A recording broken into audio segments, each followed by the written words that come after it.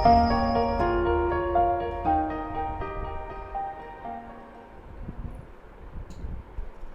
Morning दोस्तों।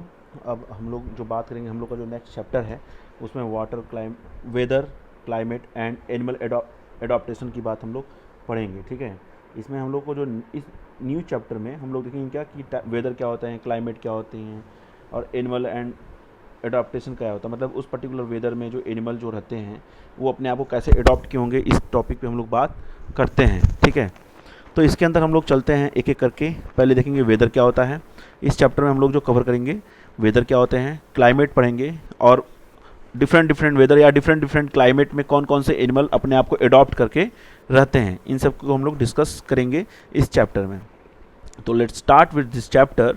First of all हम लोग पहले देखेंगे वेदर क्या होता है। Weather includes that the current environment or atmospheric condition of specific place such as temperature, humidity, wind and rainfall, it's called weather। ठीक है, ये सब क्या होंगे, वेदर। तो वेदर जो होते हैं उसके अंदर पर्टिकुलर वेदर अलग अलग रीजन का अलग अलग होता है। जैसे आपकी तरफ HL अमेठी के अंदर वेदर कुछ अलग होगा, यहाँ वाराणसी का वेदर कुछ अलग होगा, है ना। तो वेदर क्या होंगे, सबका अलग अलग हो सकता है अकॉर्डिंग टू द प्लेस।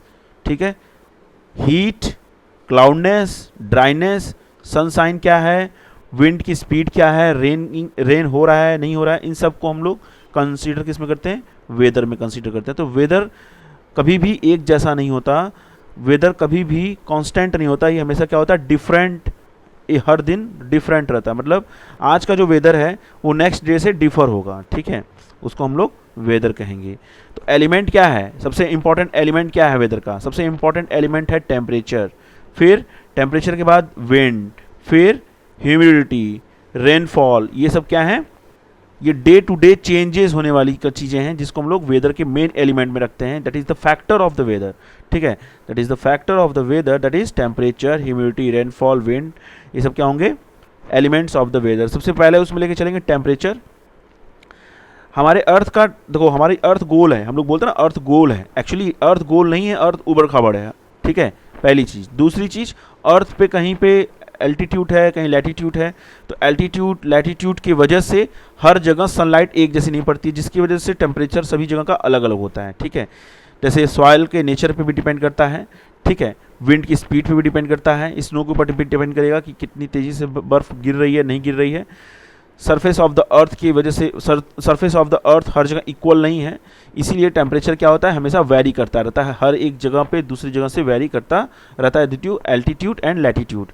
ठीक है, तो टेम्परेचर क्या करता रहेगा, वेरी करता रहेगा। ठीक है, तो टेम्परेचर को, हर एरिया के टेम्परेचर को नापने के लिए क्या होता है, थर्मामीटर होता है। जैसे आप देखो कि कभी भी नेट पे जैसे सर्च करते हो टेम्परेचर ऑफ HL अमेठी, तो आपका टेम्परेचर बताएगा, टेम्परेचर ऑफ वाराणसी मेरा बताएगा, टेम्परेचर ऑफ मुंबई का बताएगा, इसी तरह दिल्ली का खोजेंगे तो दिल्ली का मिलेगा। ठीक है, तो अलग अलग जगह पे टेम्परेचर अलग अलग होते हैं। क्यों, क्योंकि अलग अलग जगह पे वेदर अलग अलग होते हैं।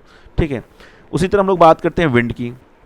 ठीक है, तो विंड की जब बात करते हैं तो विंड में क्या होता है कि सभी जगह देखो, जिस साइड वाटर है, मतलब जिस साइड सी है, जिधर समुद्र है, उस साइड एयर का मूवमेंट फास्ट होता है कंपेयर टू लैंड साइड। ठीक है, तो मतलब पानी की तरफ जो लैंड है उधर का जो उस साइड का जो एरिया होगा उधर हवाएं ज़्यादा चलती होंगी, उधर वाटरफॉल ज़्यादा होगा। ठीक है, उस साइड क्या होंगे, सरफेस पे अलग अलग जगह पे विंड की स्पीड अलग अलग होती है, जो क्या करती है, मिक्सिंग ऑफ एयर होता रहता है, जिसकी वजह से क्या होता है, अर्थ पे अलग अलग तरह से एक जगह से दूसरी जगह पे एयर का मूवमेंट होता है। तो मूवमेंट ऑफ एयर ही क्या कहलाता है, wind. Movement of air he wind कहलाता है। ठीक है, तो विंड के डायरेक्शन को आइडेंटिफाई करने के लिए और उसकी स्पीड को आइडेंटिफाई करने के लिए हम लोग क्या लगाते हैं, एनोमीटर। ठीक है, इसको याद कर लेना, एनियोमीटर जो होता है, एनियोमीटर फॉर आइडेंटिफिकेशन ऑफ और measurement of the speed of the air and direction. ठीक है, एज वेल डायरेक्शन। तो इसके साथ हम लोग विंड खत्म होता है, समझ में आया, बहुत सिंपल सा है। अब ह्यूमिडिटी की बात करते हैं। ह्यूमिडिटी क्या होता है, ह्यूमिडिटी का मतलब होता है amount of water vapours present in the air. ठीक है, अमाउंट ऑफ वाटर वेपर्स, कितना वाटर वेपर्स इस एयर में उपस्थित है, पाया जाता है, उसको हम लोग क्या बोलेंगे, ह्यूमिडिटी बोलेंगे। तो ह्यूमिडिटी दो तरह के होते हैं, एक होता है एब्सोल्यूट ह्यूमिडिटी, दूसरा होता है रिलेटिव ह्यूमिडिटी। ठीक है, एब्सोल्यूट ह्यूमिडिटी हम किसको बोलते हैं, एब्सोल्यूट ह्यूमिडिटी हम उसको बोलते हैं जिसमें मॉइस्ट इन एयर की बात करते हैं। इसमें हम लोग क्या मेजर करते हैं, मॉइस्ट इन एयर की बात करते हैं, या वाटर वेपर्स को हम लोग एयर में आइडेंटिफाई करते हैं, उसको बोलते हैं एब्सोल्यूट ह्यूमिडिटी। ठीक है।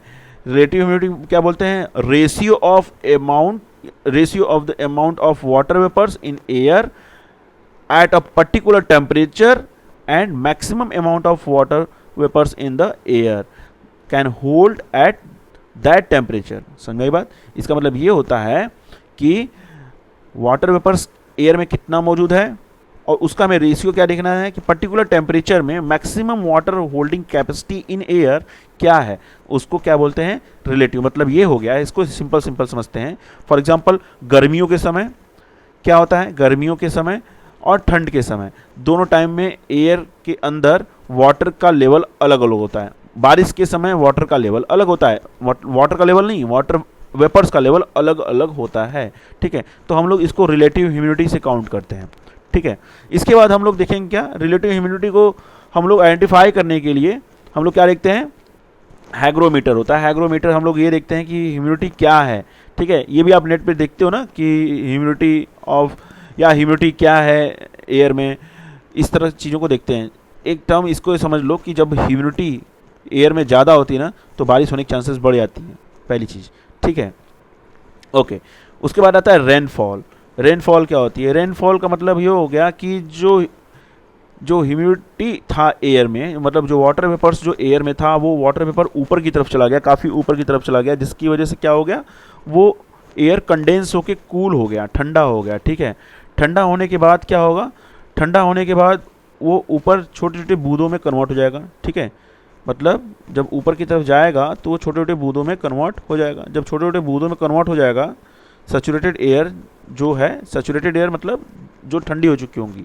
ठीक है।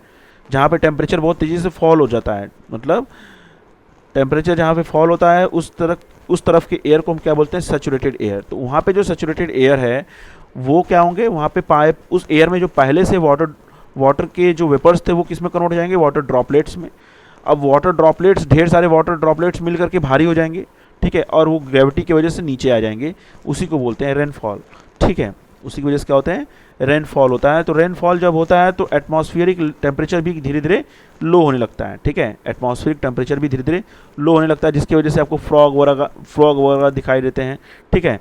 तो इसको रेनफॉल को आइडेंटिफाई करने के लिए हम लोग क्या यूज करते हैं, रेनफॉल को आइडेंटिफाई करने के लिए या रेनफॉल की स्पीड को मेजर करने के लिए, ठीक है, या लेवल को मेजर करने के लिए हम लोग रेन गो का यूज़ करते हैं। ठीक है। समझ में बात। तो इस जो रेन गो है इसको हम लोग यूज़ करते हैं एज अ इंस्ट्रूमेंट रेनफॉल को मेजर करने के लिए। ठीक है। इसमें देखो, इसमें अलग अलग तरह का लेवल बनाया गया है। इसमें एक्टिविटी में आप देख रहे हो अलग अलग तरह के प्लास्टिक बॉटल्स बनाए गए हैं। ठीक है। इसमें क्या हो रहा है क्या नहीं हो रहा है ये आप मुझे होमवर्क में बताएंगे, ये आपका होमवर्क भी है। नेक्स्ट हम लोग चलते हैं प्रिडिक्शन ऑफ वेदर। हम कैसे प्रिडिक्शन करते हैं कि वेदर क्या है। ठीक है।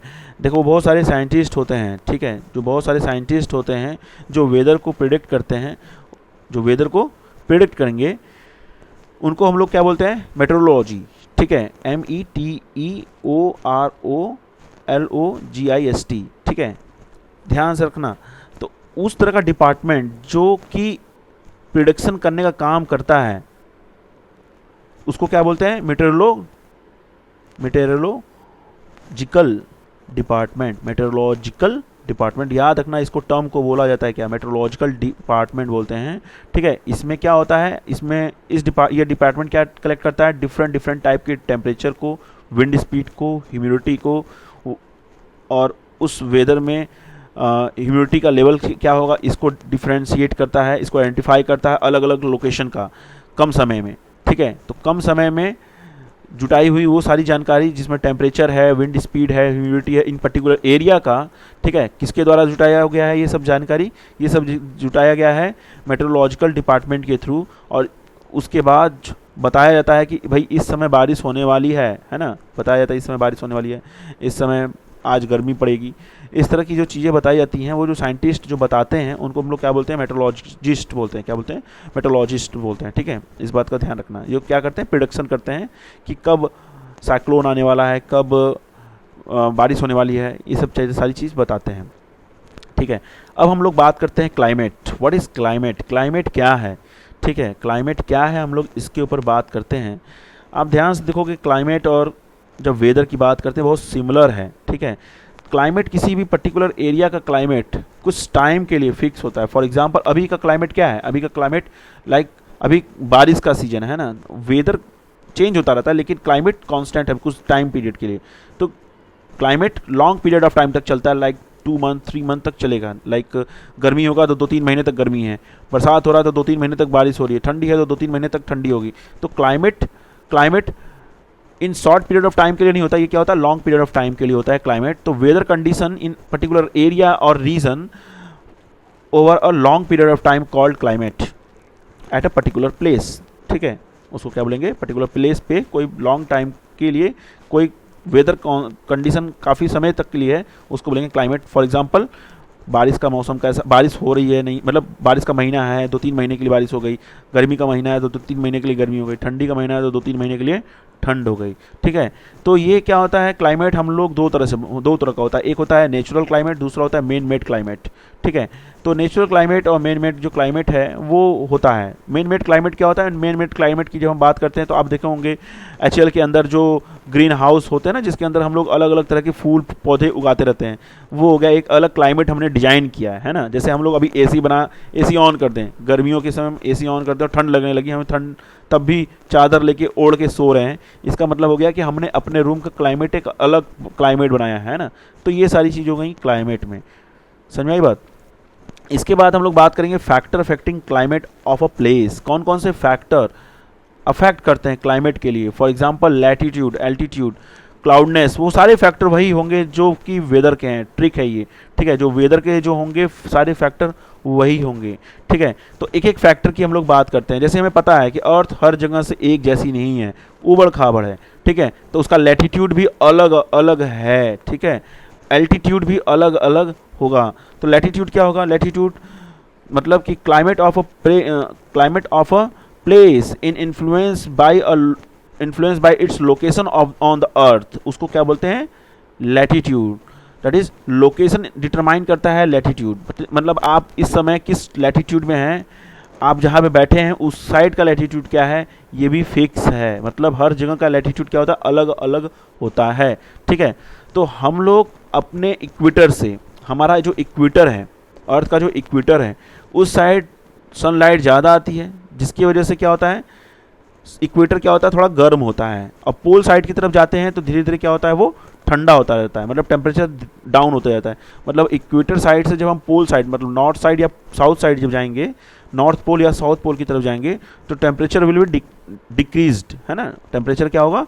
डिक्रीज क्यों होगा? क्योंकि सन का जो लाइट है वो प्रॉपर उस डायरेक्शन में जा तो रहा है, लेकिन वो एक पर्टिकुलर डिस्टेंस भी ट्रेवल कर रहा है, साथ ही साथ वो एक अर्थ अपने एक्सिस से थोड़ा सा झुकी भी हुई है। इसकी वजह से क्या होता है? टेम्परेचर थोड़ा सा डाउन हो जाता है। ठीक है, तो लैटिट्यूड अलग अलग लैटिट्यूड की वजह से टेम्परेचर अलग अलग होता है। मतलब इक्वेटर से पोल साइड जाते हैं तो भी टेम्परेचर डाउन होता है, और सरफेस से ऊपर की तरफ जाते हैं तो भी टेम्परेचर डाउन होता है। इसको नोट कर लो। ठीक है, ठीक है, तो जैसे ये यहाँ डायग्राम है, इसमें आप देखोगे कि ये जो इक्वेटर है, बीच में जो लाइन लिखी हुई है वो इक्वेटर है। तो इक्वेटर के दोनों तरफ टॉररिड रीजन है। ठीक है, टॉररिड जो रीजन है उसकी तरफ बात कर रहे हैं। तो ये जो रीजन है इसमें 3 रीजन बनाया गया है। एक हो गया टॉररिड रीजन, दूसरा हो गया टेम्परेट जोन, तीसरा हो गया फ्रीज जोन। जो एक हो गया टेम्परेट जोन, और लास्ट वाला कौन सा हो गया? Freezed zone. फ्रीज जोन में जहाँ पे आइस होगी उसको बोलेंगे फ्रीज्ड जोन। जहाँ पे पोल साइड है, मतलब वो कंप्लीट पोल है, उस साइड अभी आइस, ढेर सारी आइस, मतलब वाटर क्या है? सॉलिड फॉर्म में है। ठीक है, तो पूरे अर्थ को 3 अलग अलग जोन में डिस्ट्रीब्यूट किया गया है। उसमें सबसे पहला हम लेके चलते हैं टॉररिड जोन को। टॉररिड जोन इसी को बोलते हैं ट्रॉपिकल जोन भी बोलते हैं। ये जोन थोड़ा सा वार्म होता है। ठीक है, ये जोन थोड़ा सा वार्म होता है। इस जोन, और ये जो जोन है ये कहाँ पे होता है? ये जोन होता है बिटवीन द कैंसर ट्रॉपिक, मतलब tropic of cancer and tropic of Capricorn के बीच में होता है। ठीक है, यहाँ पे क्या होगा? टेम्परेचर ज़्यादा होगा, सनलाइट ज़्यादा आ रही है इसलिए टेम्परेचर ज़्यादा होगा, जिसकी वजह से वाटर वेपर ज़्यादा होंगे जहाँ पे रेनफॉल ज़्यादा होगा, ठीक है, समझ में आई बात। फिर उसके बाद आता है सेकंड नंबर पे जो जोन है उसको, उसका नाम क्या है, टेम्परेट जोन। अपने लाइन को लेकर चलो, इसमें जो लिखा है बीच में देखो फ्रीज जोन लेते हैं। फिर उसके बाद क्या होगा, टेम्परेट जोन। टेम्परेट जोन में कौन सा होगा, टेम्परेट जोन मतलब वो रीजन जहाँ, जो कि ये रीजन कहाँ पे होगा, जो फ्रीज्ड और टोरिस्ट रीजन के बीच में होता है, उसको बोलते हैं टेम्परेट जोन बोलते हैं, ठीक है। इस लाइन पे आप देखोगे कि ये जो जोन है यहाँ पे हीट मॉडरेट होते हैं, मतलब थोड़ी गर्मी होगी, थोड़ी कम गर्मी होगी, थोड़ी मतलब गर्मी बहुत कम होगी, बहुत ज़्यादा गर्मी नहीं होगी। मतलब रसिया वाला जो रीजन है, रसिया किधर आता है, रसिया पड़ता है आपका टेम्परेट जोन में। टेम्परेट जोन में होने की वजह से रसियंस हमेशा गोरे गोरे होते हैं, ये इसीलिए गोरे होते हैं क्योंकि वो क्या है, टेम्परेट जोन में आते हैं। और इंडियंस हो गए, अफ्रीकन्स हो गए, ये थोड़े से सांवले होते हैं। ये इसकी इसलिए होते हैं क्योंकि ये आते हैं टूरिस्ट जोन में आते हैं, क्योंकि इधर सनलाइट ज़्यादा आ रही है तो मेलानिन पिगमेंट ज़्यादा बनेगा, है ना। हम लोग देखेंगे एनिमल एडॉप्टेशन, इसी में है, एनिमल एडॉप्टेशन में देखेंगे कि क्या क्या हो रहा है, ठीक है। उसके बाद आता है last zone, freeze zone. Freeze zone में क्या है, नाम से ही पता चल रहा है सब कुछ फ्रीज है ना। ये ऐसा एरिया होगा जहाँ पे क्या होगा, सनलाइट बहुत ही कम पहुँचेगी या फिर नहीं पहुँचती है, कभी कभी तो कुछ कुछ महीनों तक नहीं पहुँचती है, जिसकी वजह से यहाँ पे क्या होगा, बहुत ही ज़्यादा ठंडी क्लाइमेट होगी। यहाँ क्लाइमेट काफ़ी समय से ठंडा होगा, ठीक है, पहली चीज़।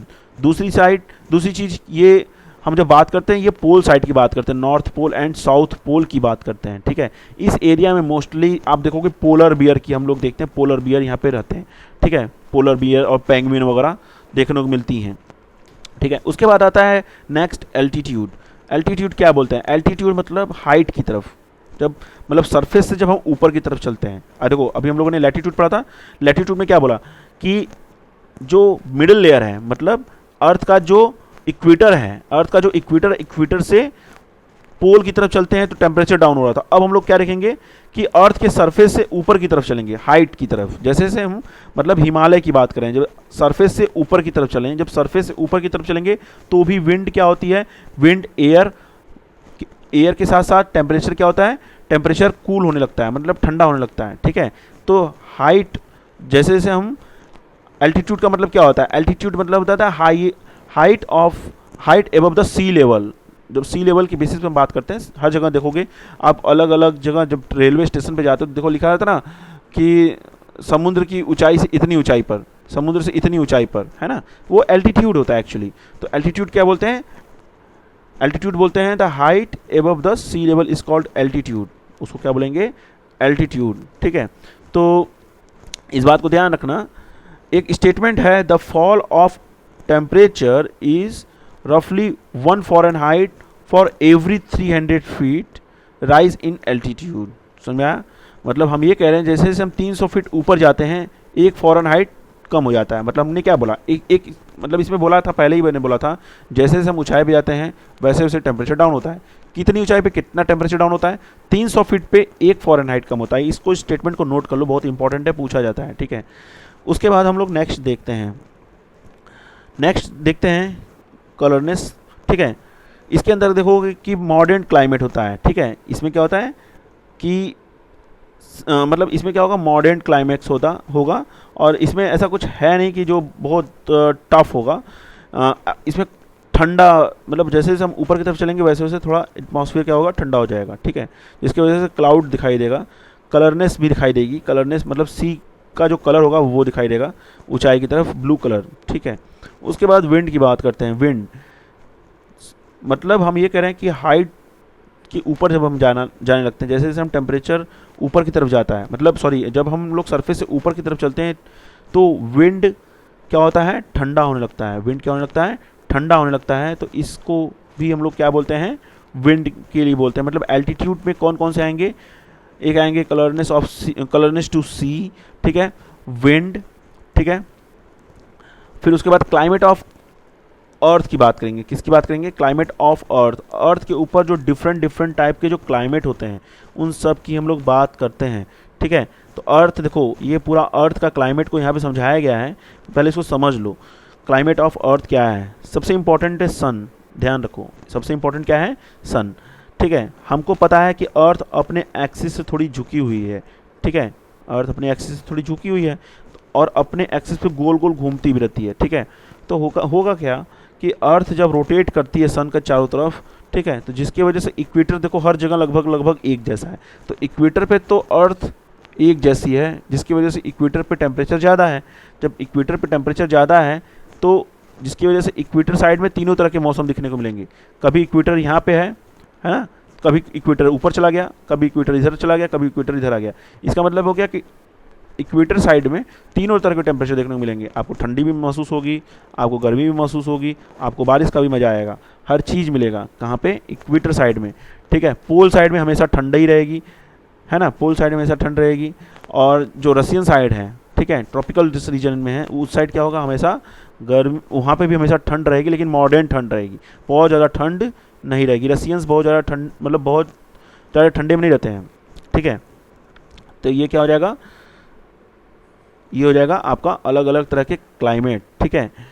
तो ये एक बार आप रीड कर लीजिएगा, ये बहुत अच्छा है, इसको अब एक बार बना भी लेना, ये होमवर्क रहेगा, वो काफ़ी अच्छा डायग्राम बनेगा इसका। अब इसका डायग्राम एक बार बना लीजिएगा, ठीक है। उसके बाद हम लोग देखते हैं सनराइज़ एंड सनसेट कब होता है, ठीक है। सनराइज़ कब होता है, सनसेट कब होता है। सनराइज़ मतलब जब सुबह उठते हो आप तो देखोगे उस समय सूर्य भगवान निकलते हैं, वो सनराइज़ की वजह से निकलते हैं, ठीक है। तो वो इसलिए वो क्या होता है, अर्थ के पीछे की तरफ से जब आते हैं ना, तो उस साइड से जब लाइट आती है तो उसको बोलते हैं सनराइज़। और जब अर्थ के दूसरे एक्सिस से, दूसरी साइड से, अर्थ की दूसरी साइड से जब सन पीछे की तरफ जाता है, अर्थ के पीछे की तरफ जाता है, तो उसको बोलते हैं सनसेट, ठीक है। तो सनसेट और सनराइज़, सनराइज़ जब होता है उस समय आपको क्या होगा, सुबह हो जाएगी, और सनसेट जब भी होगा तो नाइट हो जाएगी, ठीक है। तो सनराइज़ और सनसेट। अब हम लोग देखेंगे क्लाइमेट एंड एडॉप्टेशन, अलग अलग तरह के जो एडॉप्टेशन, बहुत अलग अलग, हर क्लाइमेट में अलग अलग तरह के एनिमल पाए जाते हैं। इसको हम लोग पढ़ेंगे नेक्स्ट क्लास में, ठीक है। अभी के लिए हम लोग इतना ही रखते हैं। अभी जो नहीं समझ में आया आप लोग वीडियो को दोबारा देख लें, समझ में आ जाएगा। आई होप आपको समझ में अच्छे से आ जाएगा, अच्छे से और धीरे धीरे समझाया गया है, आपको समझ में आ जाएगा। जहाँ भी डाउट हो आप पूछ सकते हैं। नेक्स्ट में हम लोग बात करेंगे कि एडॉप्टेटिव एनिमल्स मतलब अलग अलग क्लाइमेट में कौन कौन से एनिमल अडॉप्ट करते हैं। Thank you.